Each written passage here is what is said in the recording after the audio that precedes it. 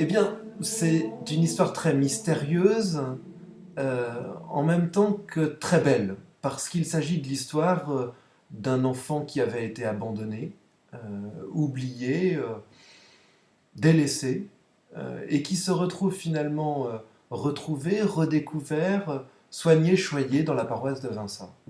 Euh, les spécialistes nous disent que la statue est très ancienne, elle date du début du XVIIIe siècle. Elle porte d'ailleurs les signes d'une gloire passée, la richesse de ses vêtements, le fait que le socle était fait pour être porté en procession dans les rues de la ville. Mais pourtant, lorsque je suis arrivé à Vinça en septembre 2009, euh, plus personne n'avait aucun souvenir de cette statue dans la paroisse. La statue a été reléguée en haut d'un placard de la sacristie, couverte de poussière, et il est probable que pendant des dizaines d'années, elle n'avait pas bougé de cet endroit où elle avait été oubliée de tous. Si bien que lorsque je l'ai vue, euh, cette statue appelait la pitié tout simplement. Le pauvre enfant, il lui manquait deux doigts de sa main droite. Le crucifix de son globe terrestre était cassé.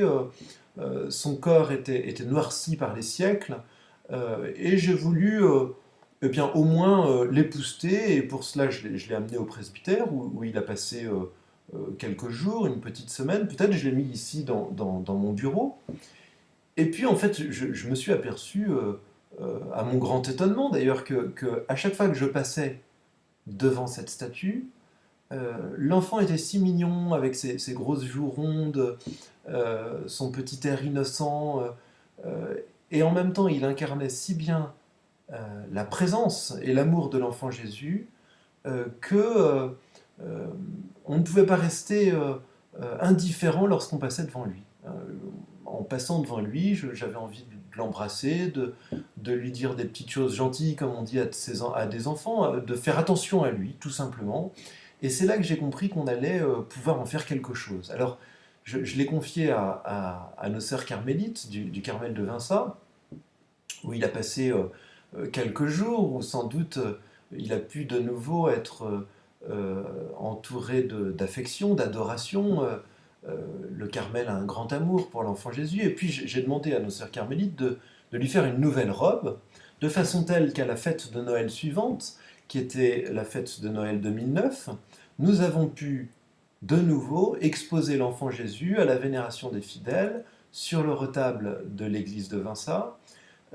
Et les gens ont redécouvert cette statue ravissante et s'y sont très rapidement attachés, si bien que l'idée de le faire passer dans les familles pour une neuvaine permanente a été accueillie avec enthousiasme, et que 6 mois après, l'enfant Jésus avait tellement d'amis que lorsqu'il s'est avéré important de restaurer la statuette, qui en avait grand besoin, eh bien, nous n'avons eu aucune difficulté à collecter les fonds de la souscription pour financer cette restauration. Et si bien que le 5 septembre 2010, eh bien, c'est par une grande procession dans les rues de la ville avec l'enfant Jésus de Vinça et une messe solennelle que nous avons restauré à la dévotion des fidèles cet enfant Jésus en l'exposant dans l'église. Euh, et les enfants du catéchisme l'ont porté dans les rues de la ville, l'entourant de pétales de rose, et les gens finalement étaient ravis de remettre à l'honneur cet enfant trop longtemps oublié.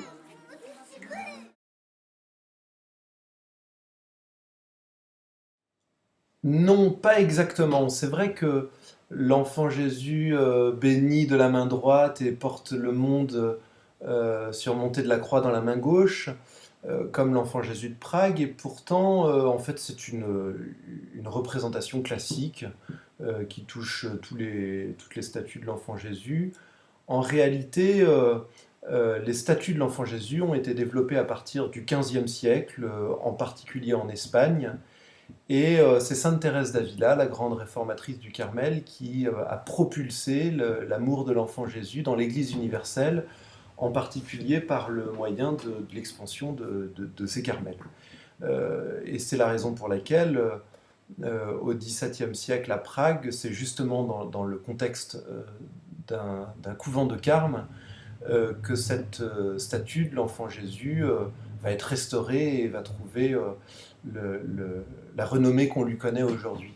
Mais en réalité, à la même époque, c'est-à-dire au début du XVIIe siècle, mais en France, une carmélite bourguignonne à Beaune se voit offrir une statue de l'enfant Jésus nouveau-né.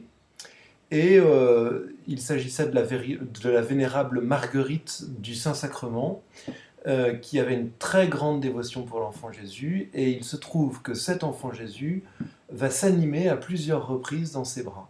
Ce sera l'enfant Jésus miraculeux de Beaune, que l'on appelle maintenant le petit roi de grâce, et sous l'impulsion de Marguerite du Saint-Sacrement, de son ami Gaston de Renty, qui était un laïc du XVIIe siècle qui avait sculpté cette statue et qui avait une grande dévotion aussi à l'enfant Jésus, eh bien, cette dévotion va se développer en France, et si bien qu'aujourd'hui, on trouve des statues de l'enfant Jésus à peu près partout. Lorsque nous avons remis en honneur la statue de l'enfant Jésus de Vinça, tous les petits villages alentours ont découvert, peu ou prou, qu'ils possédaient une statue de l'enfant Jésus, alors d'ancienneté inégale selon les villages. On a un tout petit village à Gloriane où on a sans doute une très ancienne statue de l'enfant Jésus, peut-être de la fin du XVIIe siècle.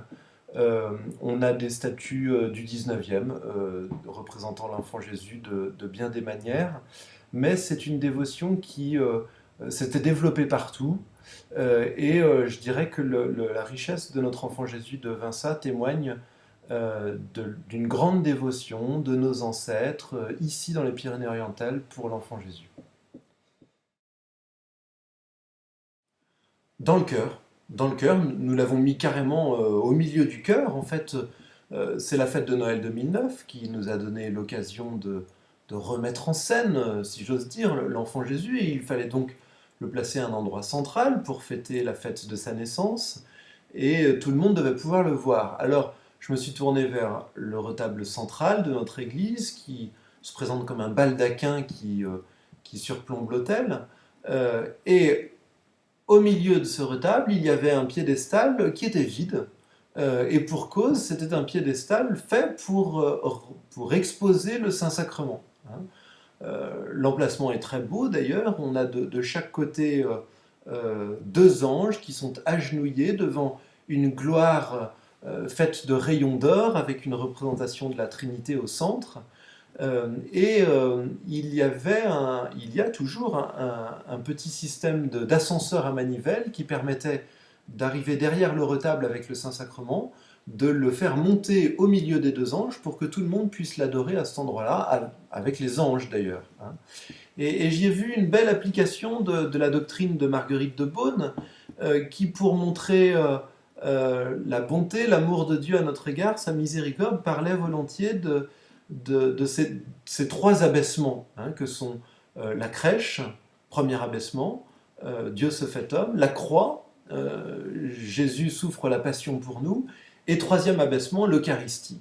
Dieu se fait pain, vient dans un morceau de pain pour se donner à nous.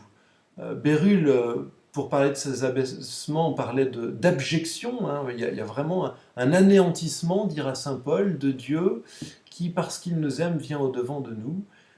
Eh bien, si vous venez dans notre église de Vinça, vous verrez que tout est fait pour reconnaître cet amour de Dieu et pour l'adorer, avec sur le même axe la croix du Christ, le Saint-Sacrement dans le tabernacle et l'enfant Jésus.